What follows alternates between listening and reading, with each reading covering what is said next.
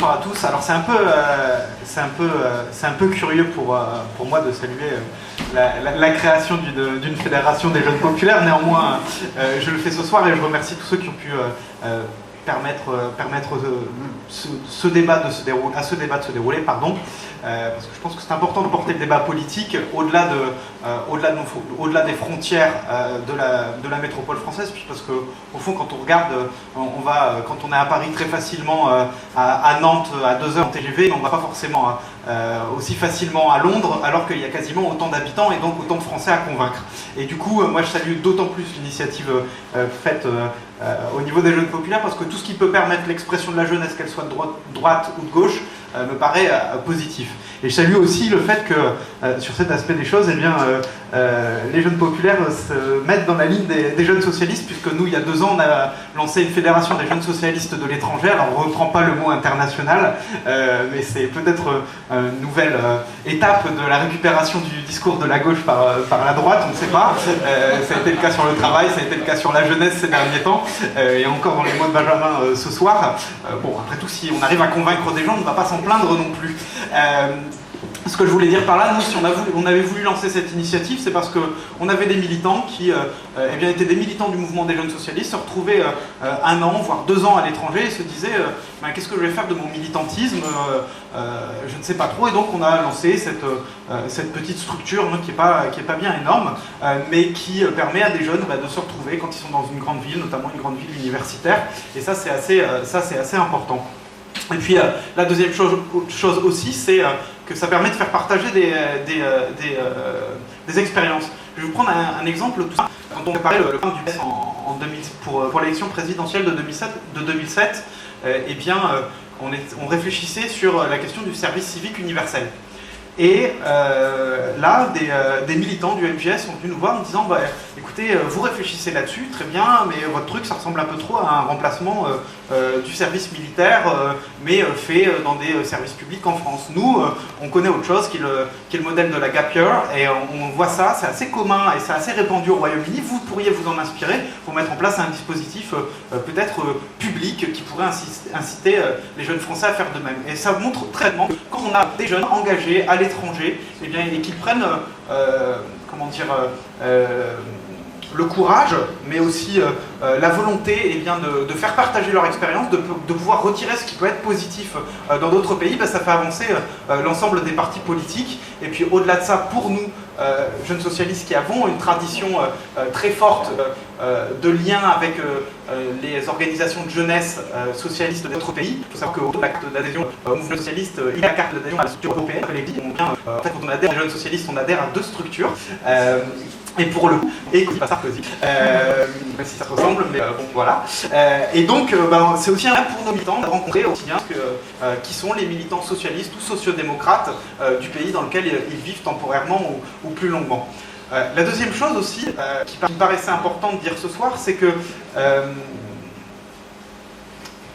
pouvoir s'engager quand on est à l'étranger, c'est pouvoir transmettre un vécu que personne d'autre n'a connu. En préparant ce débat, je réfléchissais à mon propre parcours. Moi, j'ai eu la chance, parce que c'est une chance encore aujourd'hui, de faire 1 an d'Erasmus ici. Et je me disais que même si on part souvent la fleur au fusil, parce qu'on a trouvé un boulot, parce qu'on va découvrir de nouvelles choses au niveau des études, parce que, eh bien, on a rencontré quelqu'un qui donne envie d'aller vivre ailleurs qu'en France, eh bien, on connaît aussi parfois des désillusions. Et moi, je me rappelle que la première fois où je suis allé faire des courses à Sainsbury's, j'étais boursier. La livre était à peu près à 13 francs, soit 2 €. Et quand je suis arrivé à la caisse du magasin, j'avais juste pu prendre des pâtes et une salade. Tellement la vie me semblait chère. Et ça m'avait fait bizarre de me dire, bon, je suis dans une situation qui est un peu compliquée, mais je ne peux pas trop me tourner vers la France parce qu'il n'y a pas grand-chose. Et à qui je peux en parler?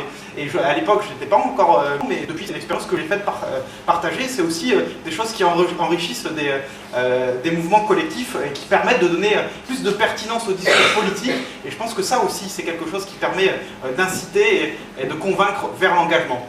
Au-delà de ça, je pense également qu'il est important que ces structures des le phénomène que décrivait Benjamin sur le fait que nous soyons, et on ne peut que le déplorer, hors temps de guerre, la première génération peut-être affirme moins bien que celle de ses parents, ça n'est pas qu'une question française. Je pense que c'est devenu quelque chose d'européen. Quand on voit, alors certes on peut déplorer que des jeunes brûlent des voitures en Grèce, c'est sûr que c'est pas un moyen de s'exprimer, même quand on est très en colère. Mais quand on regarde ce qui se passe dans différents pays européens, eh bien on voit qu'il y a une convergence de vécu. Et avoir aujourd'hui 20 ans en Slovénie, en Allemagne, au Royaume-Uni, en Pologne ou en France, c'est connaître un certain nombre de choses qui se ressemblent, que ce soit sur la difficulté à avoir un salaire qui permet de vivre décemment, le budget du logement qui explose parce que les marchés du logement ont été largement dérégulés dans les 2 dernières décennies. C'est connaître aussi beaucoup d'inquiétudes sur les questions environnementales. C'est toutes ces choses-là. Et aujourd'hui, quand on regarde la situation de notre génération au niveau européen, eh bien, on ne peut pas nier une chose, c'est que la question de la jeunesse est aujourd'hui une des principales questions politiques qui se posent à l'Europe. À l'Europe en tant que continent, mais aussi à l'Europe en tant que civilisation, c'est-à-dire quel avenir nous donnons aux futures générations, la nôtre et celles qui viendront après, par ailleurs.